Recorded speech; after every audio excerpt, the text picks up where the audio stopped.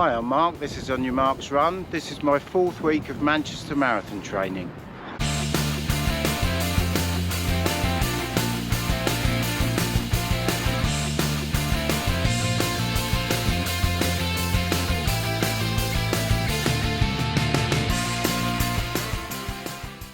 Hi, welcome back to the channel. I hope you've had a good week, your training's going well and you're enjoying your running. Yeah, so just a quick recap on last week. I spoke about my 3rd week of marathon training, and I spoke about my Sunday runs and how they're now over 16 miles. So there's a need for some nutrition now to keep me fueled during those long runs. Yeah, so just a quick mention of some of the nutrition that I like to use through trial and error and sampling different gels, chews and hydration over the years during my long runs, in my marathon plans and through some of the races. I've ended up settling upon certain products which have worked for me. As you all know, some of these products, the gels and chews, can maybe not agree with your stomach, so we're all a bit different. You know, some things work for some people but not for others. Yeah, but these work for me, so I'm going to use those again for the Manchester Marathon. Yeah, so the brand that I use are Science in Sport, SIS. Yeah, I tend to use the Go Sport with electrolyte gels. They work really well for me. I know if I just go for the gels that are purely carbohydrate, I seem to run out of salts by the time I get to sort of 18, 19 miles, and there's a good chance that I'll start getting cramps in my calves. And I found that using the electrolyte version seems to stop that. That did ruin a few marathons for me, and yeah, this product seems to have solved that issue. I've run several marathons now with these gels and they seem to have done the trick. Now for a marathon I usually take about 5 of these gels with me, and I take those probably every 5 miles. Yeah, my strategy during a marathon is to keep my energy levels topped up as I go. If you let those energy levels deplete, you're probably going to struggle. Another thing I tend to do is, rather than sort of eat that gel in one go really quickly, I tend to sort of just sip at it, take bits of it, and it'll sort of last me maybe for about a mile. And I find that that sort of helps a little bit with stomach issues, because if you just sort of neck a whole gel while you're running, maybe there's more chance that it could react a little bit stomach wise. That's what works for me. Now on a training run I'll probably only use a couple of gels, because I'll probably like to get used to training on sort of lower energy, just to give my body experience of switching to fat burn and stuff like that. But obviously race day I won't be taking any chances. I'll have the 5 gels on board, maybe a pack of chews, and then from the same brand I also like to use the electrolyte hydro tabs that are dissolvable in water. Yeah, I tend to take those with me on long runs, you know, a pre-mixed bottle, which is quite good. I find that helps. Obviously during a marathon I won't be taking a bottle with me, but what I'll do in the days prior to the marathon, I'll be sort of drinking quite a bit of water with those tabs already mixed, and maybe even the week prior to the marathon, I'd be drinking that every day, sort of getting those electrolyte stores topped up, ready for the race. Now I know on race day, obviously I'm good with water. I know I'm good with Lucozade Sport, stuff like that. And a lot of these races will have those kind of fluids on offer. So I'm normally good with those, so I'll just take whatever's sort of on offer, unless it's something a little bit weird that I've never had before. And then I'll just resort to water. Another product that I've used quite a lot, which I guess most people have heard of, are the Cliff shot blocks. I find those quite good, just to get a bit of energy in. I normally use those for shorter races though, but obviously it's probably good to have a pack of those for an emergency if you're running low on energy. Now whenever I want to try anything new for a race, I always use my long training runs to try those products out, make sure they don't disagree with me, sort of stomach wise.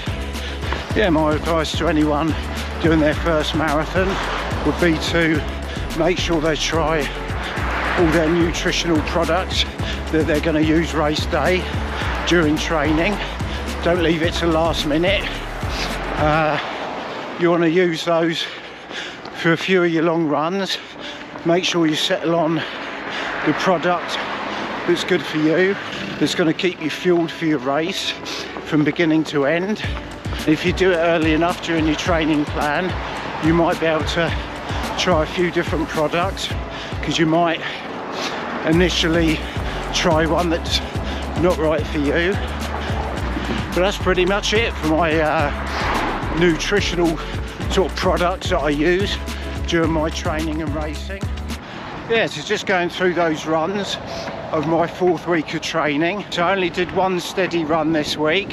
I normally do the Tuesday and the Thursday, but I ended up doing a longer run on the Tuesday, which was 9 miles instead of the 5, and that was about a 9-minute miling pace, so quite a nice comfortable pace, so that was a good run.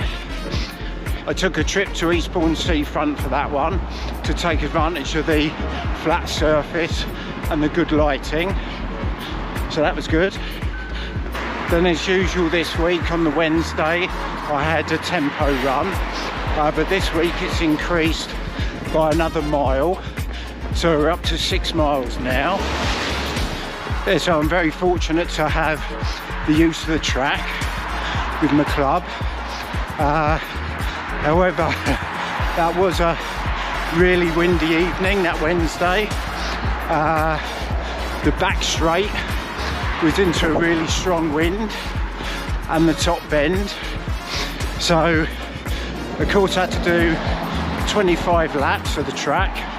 So every time I hit that top bend, I was getting blown off that last lane, because of course I was on the outside lane just to keep out of the way of my friends doing their repeats.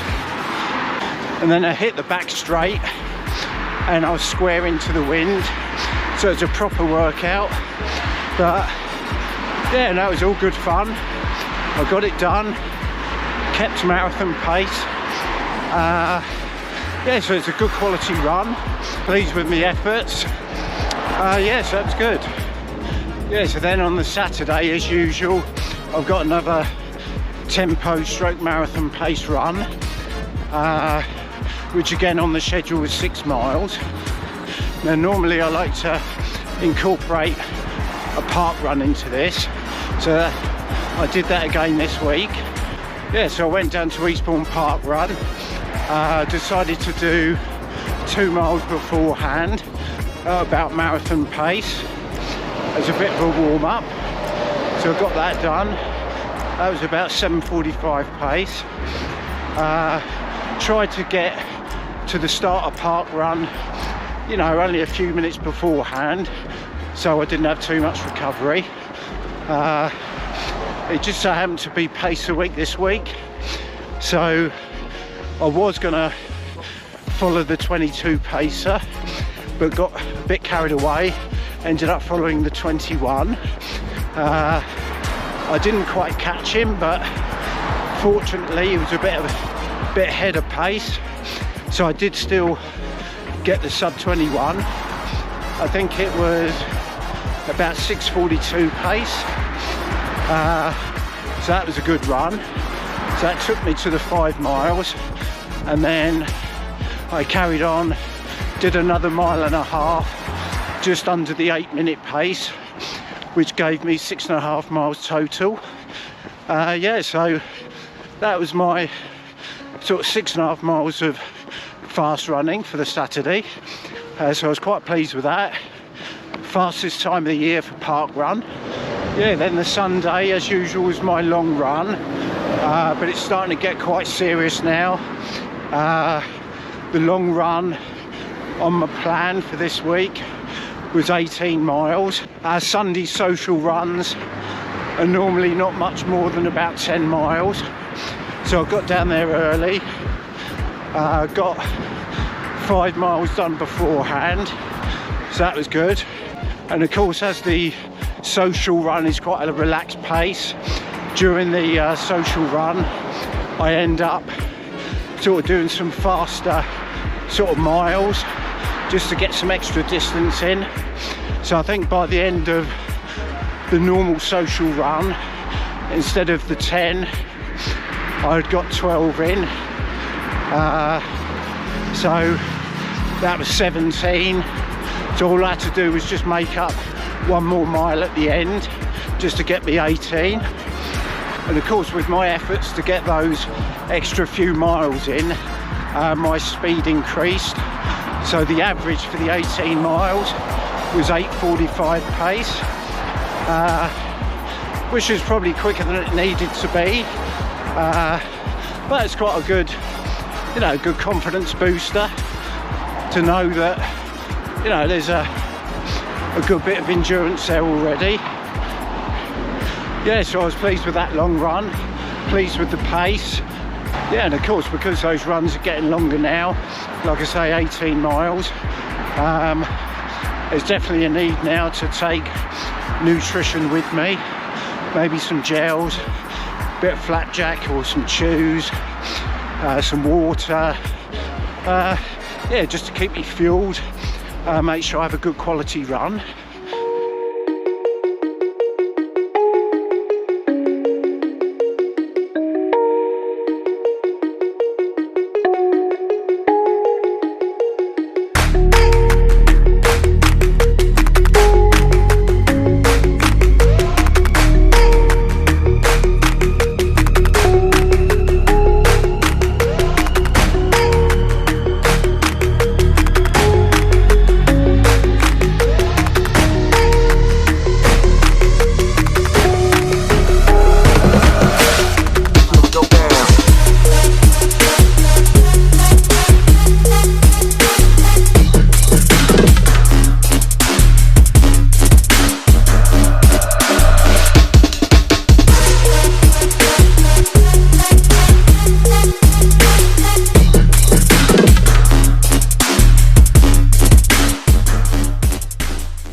So in the end, I only did the 4 runs this week, but my mileage still increased.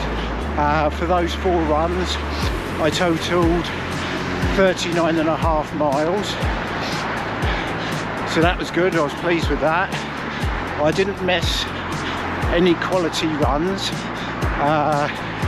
The only one I missed was a steady run, but that was kind of made up for with the longer steady run on the Tuesday. Yeah, so it was a good week. I did a bit of cross training, a few miles of walking. So yeah, all in all, a good week. So I was pleased with that. Yeah, as I say, the training's getting more difficult as the weeks go by. The mileage is climbing on all those important runs, those key runs that I have during the week. But of course, the fitness is increasing as well. So although it's getting harder because I'm getting fitter and still managing to do those key runs and keep the pace. So really pleased with that. The body's holding up, touch wood. Not feeling too many niggles or anything. Like I say, obviously I need that nutrition to take on board during those long runs. I need to eat good food as well, just to keep me fueled generally, keep hydrated as well. Yeah, generally the plan's going well, I'm enjoying it. But that was my training this week. How's your training going? Is it going well? Are you still enjoying it? What nutrition are you using? Maybe put a comment. Be interested to know how you're getting on. But that's it for this week. Thanks for watching. That was my 4th week of marathon training. Hope you enjoyed the video. If you did, maybe like, subscribe and hit the notifications bell so you can see more videos with my progress during marathon training. But yeah, that's it. Thank you. Take care.